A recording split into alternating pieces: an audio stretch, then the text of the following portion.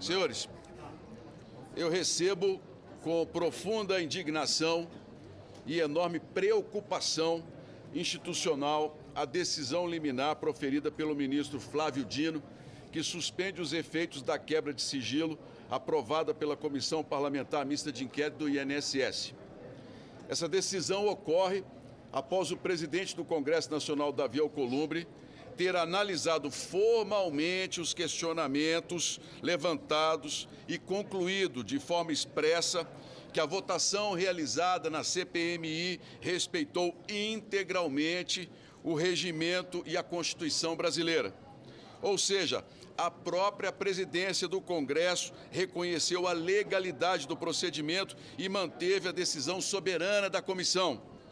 Ainda assim, a investigação que busca esclarecer uma das mais graves fraudes já cometidas contra aposentados e pensionistas e idosos do Brasil sofre agora mais uma interrupção. Estamos falando de brasileiros que trabalharam uma vida inteira e que olham para o Congresso Nacional com a esperança de que essa investigação leve os culpados a serem punidos. Homens e mulheres que contribuíram durante décadas acreditando que o Estado estaria ao seu lado na velhice. Viúvas que dependem de uma pensão para sobreviver. Idosos que precisam daquele benefício para comprar remédios. Brasileiros que confiaram no sistema e agora descobrem que foram vítimas de um esquema que desviou recursos justamente daqueles que mais precisam. Há também um fato grave que precisa ser registrado. Até este momento, a CPMI não foi oficialmente comunicada ou notificada da decisão do ministro. Tomamos conhecimento do conteúdo da liminar pela imprensa e não pelos canais institucionais que normalmente são utilizados para comunicações formais entre os poderes da República. Quando o Congresso precisa se manifestar perante o Supremo Tribunal Federal, somos obrigados a fazê-lo por meio de advogados e pelos sistemas próprios da Corte.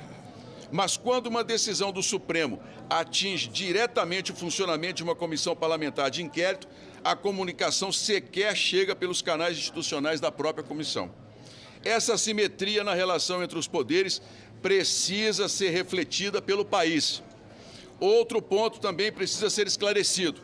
A comissão apenas exerceu o dever constitucional de autorizar medidas investigativas, como fazem CPIs do Congresso Nacional há décadas. Investigar não é condenar. Investigar é buscar a verdade. Também causa estranheza a alegação de que não teria havido debate ou fundamentação adequada nos requerimentos aprovados pela comissão. Isso simplesmente não corresponde à realidade dos fatos.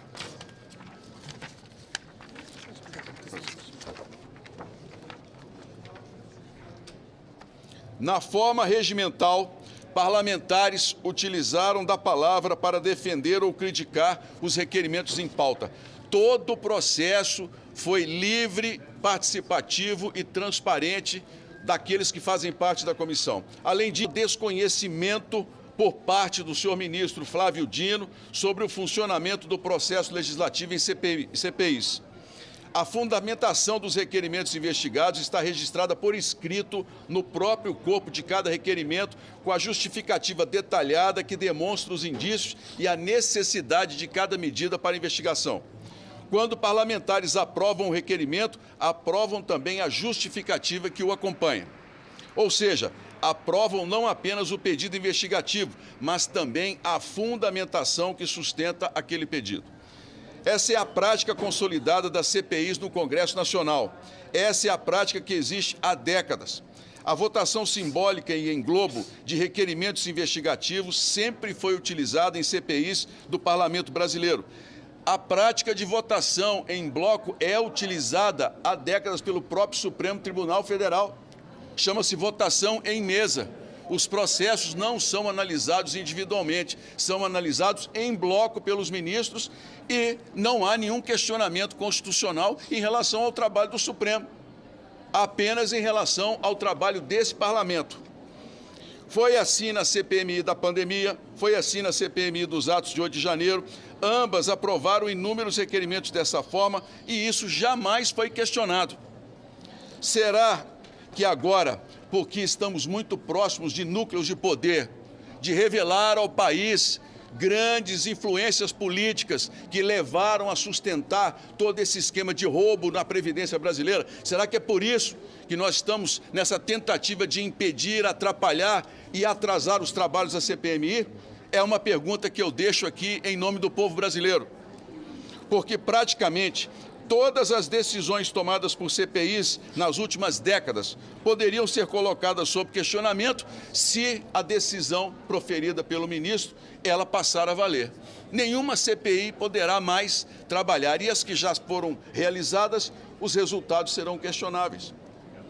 Há ainda um outro aspecto essencial.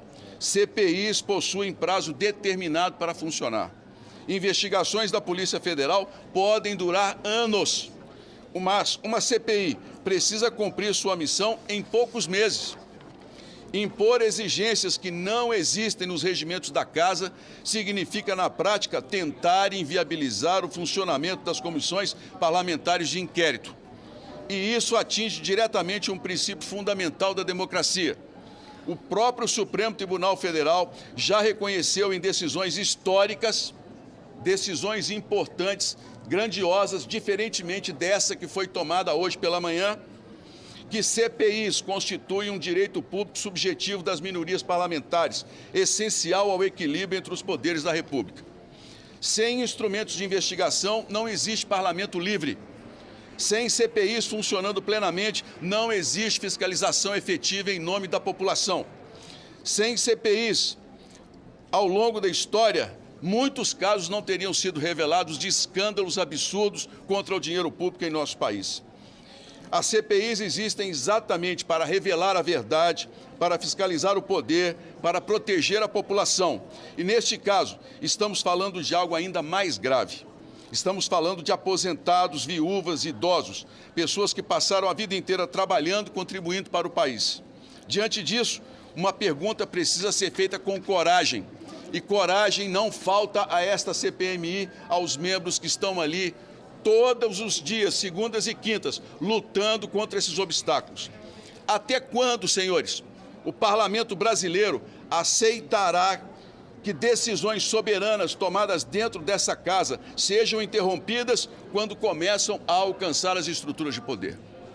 Quando será que este parlamento tomará a decisão clara de reequilibrar a relação entre os poderes? Porque nós estamos diante de uma decisão que desrespeita esse parlamento e que tenta criar uma proposição ou mesmo uma possibilidade dentro de uma investigação que está muito próxima de revelar ao país todos os esquemas desse subterrâneo que foi a roubalheira no INSS brasileiro. O Congresso Nacional não é um órgão decorativo da República. O Congresso representa o povo brasileiro e nós exigimos respeito. E quando o Congresso decide investigar crimes contra aposentados, viúvas e contra idosos, o Congresso está cumprindo exatamente o papel que a Constituição nos atribuiu. Por isso, este momento precisa ser registrado para a história. Porque a história registrará quem se levantou para defender os mais fracos, quem se defendeu, levantou pela justiça. E também registrará quem preferiu impedir que a verdade fosse investigada. Passou da hora de o parlamento brasileiro se levantar em defesa das nossas prerrogativas.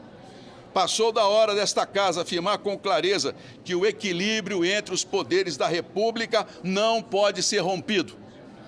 Cada poder tem o seu papel. O Executivo governa, o Judiciário julga e o Parlamento legisla e fiscaliza por meio de CPIs que são transparentes e constitucionalmente funcionam com todos os seus detalhes previstos em lei. Nenhum poder pode impedir que o Congresso cumpra sua missão constitucional de investigar fatos que atingem diretamente o povo brasileiro. O que está em jogo aqui não é apenas uma investigação, senhores.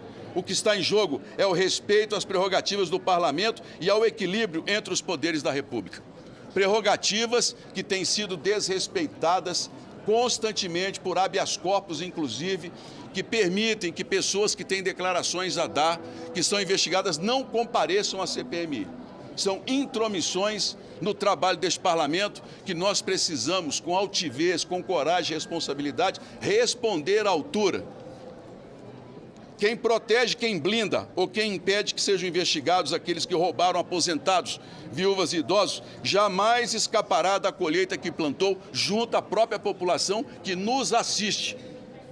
O Brasil está assistindo, senhores, e a história também será testemunha daqueles que ficaram ao lado dos mais fracos, daqueles que ficaram ao lado de uma investigação necessária ou daqueles que ajudaram, infelizmente, a proteger pessoas que têm explicações a dar ao povo brasileiro. Muito obrigado, senhores.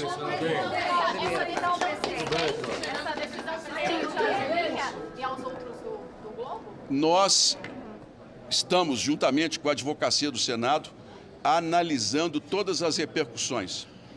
No nosso entender, a decisão pode ser estendida a todos, mas ela está apenas voltada para um caso.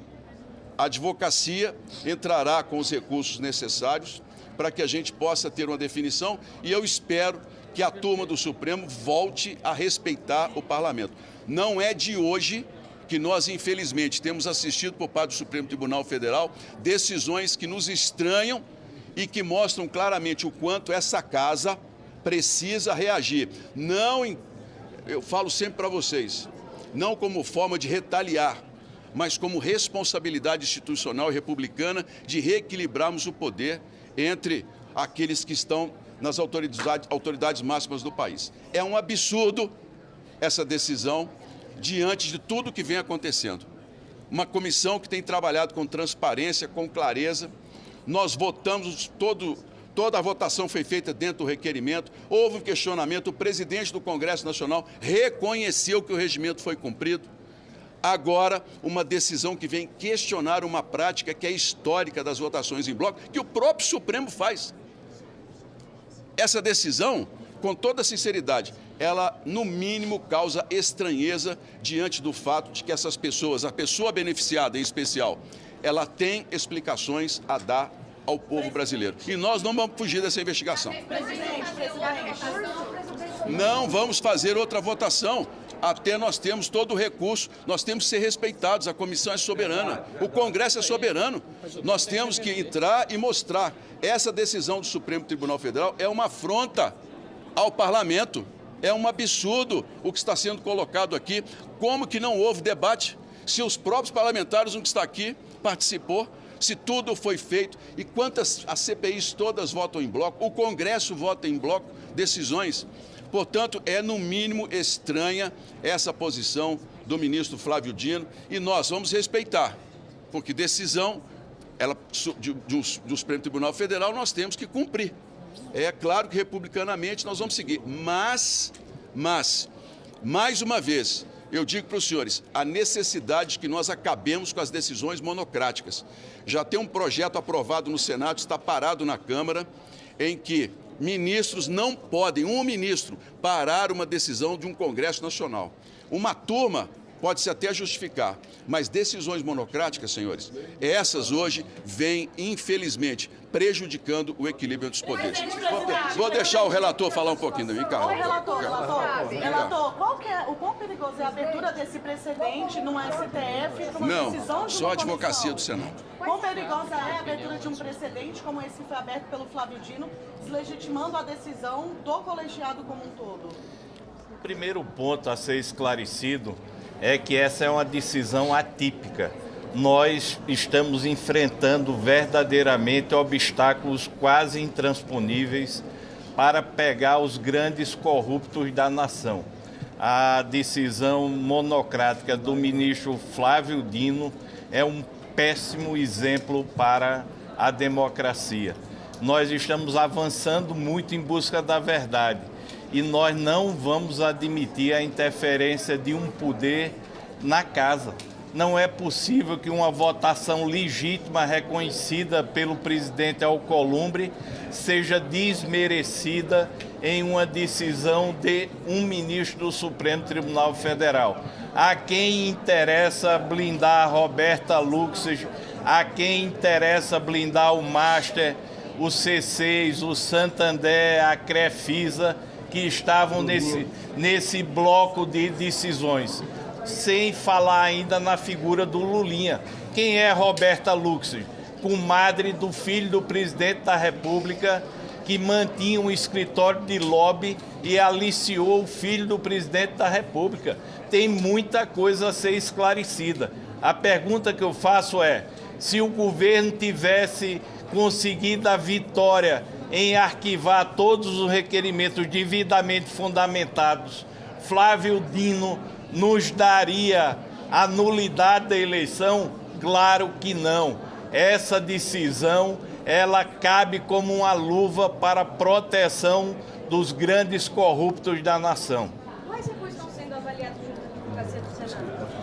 Não entendi. Quais recursos estão sendo avaliados para contestar essa decisão junto à Advocacia do Senado? A Advocacia do Senado já está trabalhando tanto em embargo de declaração como recurso para a turma.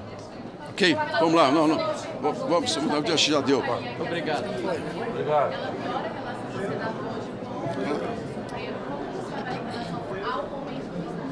Presidente Viana foi muito feliz. Temos 3 poderes na República, que tem que ter independência e harmonia. O ministro Flávio Dino, ele atacou a independência do Congresso Nacional e atacou a harmonia entre os poderes. Quando o ministro Flávio Dino toma as posições dele em relação à investigação de parlamentares, ele está de parabéns. Vamos proteger o dinheiro público. Mas agora fica a pergunta, ministro Flávio Dino, e os grandes empresários, os grandes banqueiros, filho do presidente da República, por que essa proteção? Obrigado. Muito obrigado. Valeu, relator.